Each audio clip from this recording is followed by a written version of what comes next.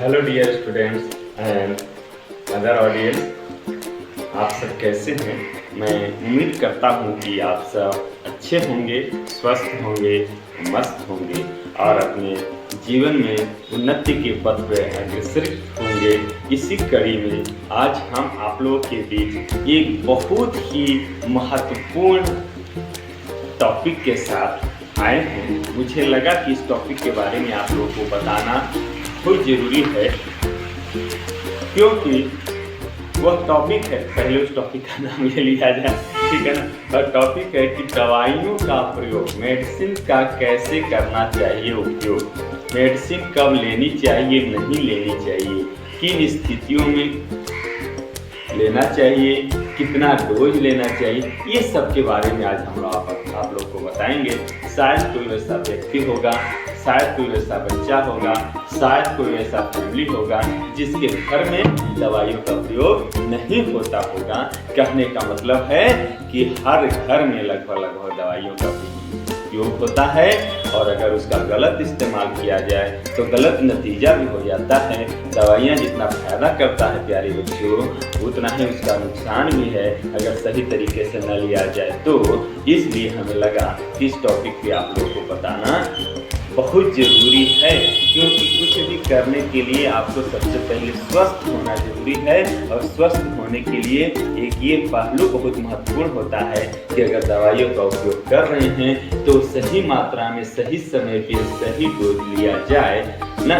गलत लेने से उसका गलत नतीजा भी होता है। तो आइए थोड़ा सा डिटेल में हम क्रमबद्ध तरीके से इसके बारे में चर्चा करते हैं, और हम उम्मीद करते हैं कि हमारे बातों को आप लोग ध्यान से लास्ट तक सुनेंगे, और सुनने के बाद अच्छा लगेगा तो हमारे इस वीडियो को लाइक कीजिएगा, शेयर कीजिएगा। साथ ही साथ हमारे YouTube चैनल अनुज सर बायोलॉजी क्लासेस को सब्सक्राइब करना बिल्कुल भी नहीं भूलिएगा। आइए शुरुआत करते हैं। दवाइयों का उपयोग।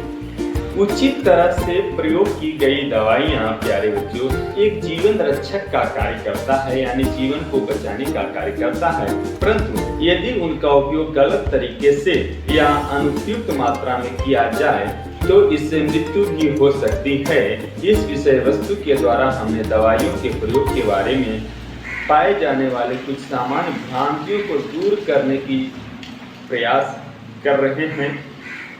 बहुत सारे भ्रांतियां हैं, कौन कौन सी भ्रांतियां हैं उसको हम बात करते हैं, और उसको दूर करने के लिए पूरी चर्चा करेंगे इस एपिसोड में। तो सबसे पहला है, दवाइयों का प्रयोग हमेशा क्या जरूरी होता है, यह सत्य है या असत्य है। जब भी कोई छोटी मोटी दिक्कतें आए तो क्या हर बार दवाई लेना चाहिए, ये सही है या गलत है। तो दवाइयों का प्रयोग हमेशा जरूरी नहीं होता है। उदाहरण के लिए जुकाम यानी रनिंग नोज, सर्दी अपने आप ठीक हो जाता है। इसके लिए गोलियों या पीने की दवाई की कोई आवश्यकता नहीं होती है। हमें साल में एक बार 2 बार सर्दी होनी चाहिए, और वो 2-4-10 दिन तक चलना चाहिए। तुरंत इसकी दवाई नहीं लेनी चाहिए, और अपने आप ये ठीक भी हो जाता है मैक्सिमम स्थितियों में। परंतु कुछ बीमारियां बिना दवाई के ठीक नहीं होती हैं। परंतु कुछ दवाइयां जो हैं, कुछ बीमारियां बिना दवाई के ठीक नहीं होती है। ऐसी स्थिति में उपचार में देरी करने से रोग और अधिक गंभीर हो जाता है। बाद में रोग को ठीक करना कठिन हो जाता है। जैसे बुखार लग रहा है, अगर बॉडी का टेम्परेचर बढ़ रहा है तो उसकी यथासंभव तुरंत जांच करा करके और दवाई लेने की जरूरत होती है कि वो टेम्परेचर क्यों बढ़ा, कहीं लीवर में कोई प्रॉब्लम है, या कहीं आपको टाइफाइड तो नहीं है, कहीं मलेरिया तो नहीं है ना, कहीं डेंगू तो नहीं है, कहीं बॉडी का प्लेटलेट, ब्लड का प्लेटलेट तो नहीं डाउन हो रहा है ना, कहीं लीवर में कोई इन्फेक्शन तो नहीं है, कहीं जॉन्डिस तो नहीं है। तो इसलिए अगर बुखार लगता है या इस तरीके से और कोई सिम्टम दिखता है तो एज सून एज पॉसिबल जाँच करा करके क्रमबद्ध तरीके से उसकी इलाज कराई जानी चाहिए। दूसरा हम बात करेंगे, इंजेक्शन लगाना हमेशा बेहतर रखता है। ये बात सच है या गलत है।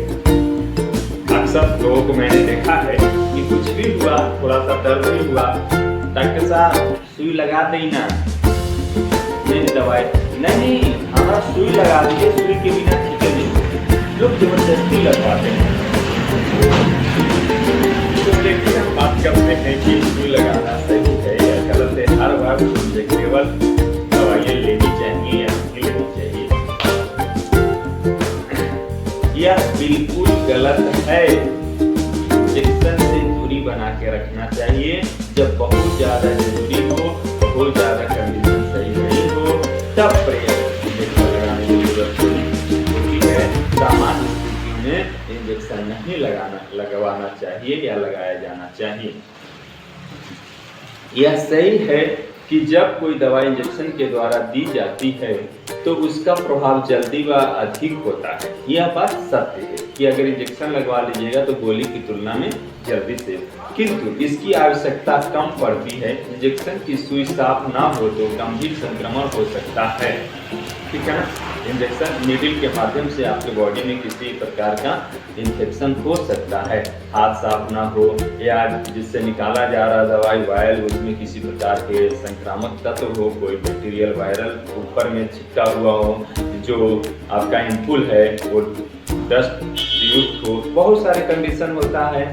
या जिस इन्वायरमेंट में लगाया जा रहा है वहाँ हाइजीन का विशेष ध्यान नहीं रखा जा रहा है ना, कॉटन वगैरह अनहाइजीन प्रकार के है ना, तो इससे इन्फेक्शन हो सकता है। इंजेक्शन से दवाई की अधिक मात्रा दिए जाने की संभावना भी अधिक रहती है। कभी कभी डोज अधिक पड़ जाता है, अक्सर संभावना बनी रहती है, इससे मृत्यु भी हो सकता है।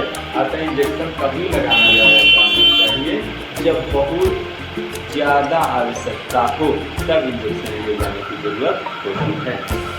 तीसरा हम बात करेंगे, जब रोग के लक्षण दिखने बंद हो जाए तो क्या हमें दवाई बंद कर देनी चाहिए। जब रोग के लक्षण सिम्टम जैसे बुखार आ रहा था, शरीर में दर्द था, तो दवाई खा रहे हैं, उसको एक डोज दिया गया कि 5 दिन तक खाना है, सुबह शाम कोई दवाई 1 टाइम खाना है, कोई 3 टाइम खाना है, तो सुबह खाली पेट खाना है। तो कुछ लोग ऐसा करते हैं कि एक ही दिन में आराम हो गया, सिम्टम दिखने बंद हो गया तो दवाइयाँ बंद कर देते हैं। तो क्या ऐसा सही है? नहीं, बिल्कुल गलत है। सिम्टम बंद हो जाने के बाद दवाई बंद नहीं करना चाहिए। यानी कि अधिकांश बीमारियों में लक्षण समाप्त होने का अर्थ है कि उस बीमारी पर हम नियंत्रण पा लिए हैं, परंतु अभी पूरी तरह से ठीक नहीं हुआ है। ऐसी स्थिति में उपचार जारी रखना आवश्यक होता है। उदाहरण के लिए क्षय रोग यानी टीबी, ट्यूबरकुलोसिस 1 साल के उपचार के बाद ही ठीक होता है। यानी कि अगर कंट्रोल हो जाता है, सिम्टम नहीं दिख रहा है, लेकिन आपके डॉक्टर जो कह रहे हैं कि दवाई खाना है 1 साल तक, तो खाइए, जारी रखिए उसको। क्या प्रतिजैविक यानी एंटीबायोटिक खतरनाक हो सकते हैं? अक्सर लोग थोड़ा बहुत भी दर्द है तो जाते हैं मेडिकल शॉप पे या किसी डॉक्टर साहब तुमको एंटीबायोटिक दे देगा, दर्द की गोलियां के साथ एंटीबायोटिक दे दिए, ज़्यादा नहीं दुए हुआ, वो ज़्यादा भी नहीं लेंगे। फिर कहते हैं क्या कि ज़्यादा दवाई खाने की आदत नहीं। अगर उसको एक पूरा डोज दिया जाए कि नहीं, इस एंटीबायोटिक की जैसे अगर सिफिक्सिन 200 mg किसी को एडल्ट को दिया जा रहा है तो वो सुबह शाम कम से कम 3 दिन चलना चाहिए। लेकिन नहीं, अरे 2 खुराक में ही हमारा ठीक हो जाता है। अगर दे भी देता है डॉक्टर तो 2 गोली खाता है, बाकी 4 गोली लाके वापस कर देता है या 4 गोली रखा रहता है उसके घर पे। तो ऐसा मिसडोज नहीं करना चाहिए, इससे बहुत सारी प्रॉब्लम क्रिएट होती है। ठीक है, आइए जानते हैं इसके बारे में थोड़ा सा डिटेल से कि प्रतिजैविक यानी एंटीबायोटिक काफ़ी शक्तिशाली दवाइयाँ होती हैं। इनका प्रयोग केवल बहुत अधिक आवश्यकता पड़ने पे ही करना चाहिए। इन दवाइयों के प्रयोग में निम्न जानकारी सहायक हो सकती है। निम्न जानकारी क्या है? देखिए, प्रस्तावित मात्रा में ही प्रयोग करें, यानी जो डोज आपको बताया गया है उस डोज में ही लें, न अधिक और न कम। यह मात्रा बीमार व्यक्ति की आयु और वजन पर निर्भर करता है।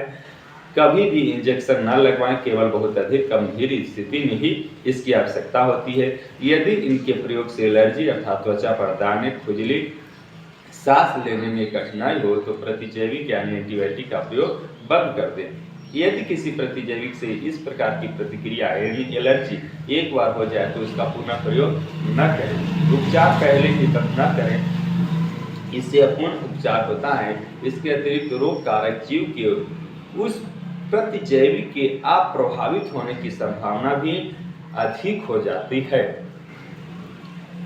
यानी कि अब वो एंटीबायोटिक आपके बॉडी पे काम नहीं करेगा अगर बीच में आप छोड़ते हैं तो। प्रतिजैविक यानी एंटीबायोटिक सभी रोगों में समान रूप से प्रभावशाली नहीं होते हैं। किसी विशेष रोग के लिए 1 या 2 प्रतिजैविक के प्रयोग की सलाह दी जाती है, क्योंकि वे उस विशेष जीव को नष्ट करने में अधिक सक्षम होते हैं। कभी भी पेनिसिलिन का एलर्जी परीक्षण कराए बिना पेनिसिलिन नामक एंटीबायोटिक नहीं लिया जाना चाहिए। कभी भी खतरनाक प्रतिजैविक जैसे क्लोरामफेनिकोल न लें। केवल टाइफाइड के मामले में ये दवाई कभी भी नवजात शिशु को न दें, इससे शिशु की मृत्यु भी हो सकती है। जुकाम, इन्फ्लुएंजा के लिए प्रतिजैविकों का यानी एंटीबायोटिक का प्रयोग कभी न करें। प्रतिजैविकों यानी एंटीबायोटिकों के साथ हमेशा विटामिन के पूरक लें, क्योंकि प्रतिजैविकों से पाचन तंत्र डाइजेशन सिस्टम में पाए जाने वाले या डाइजेस्टिव सिस्टम में इंटेस्टाइनल ट्रैक्ट में पाए जाने वाले सहायक जीवाणु यानी हमारे लाभदायक जीवाणु जैसे कि एस्केरिचिया कोलाई बहुत ही लाभदायक होता है, जो पाचन में सहयोग करता है। ये जीवाणु नष्ट हो जाते हैं, मर जाते हैं एंटीबायोटिक खाने से। इसलिए एंटीबायोटिक के साथ साथ मल्टीविटामिन बी कॉम्प्लेक्स दवाइयाँ जरूरी होती है। यह जीवाणु शरीर में आवश्यक 20 समूह विटामिनों का निर्माण करते हैं और वो नष्ट हो जाते हैं, तो इससे क्या हो सकता है, आपको नुकसान हो सकता है ना, लूज मोशन हो सकता है और कोई बीमारी हो सकती है। तो जब भी एंटीबायोटिक का साथ में बी कॉम्प्लेक्स या कोई मल्टीविटामिन दवाइयाँ जरूर ली जानी चाहिए।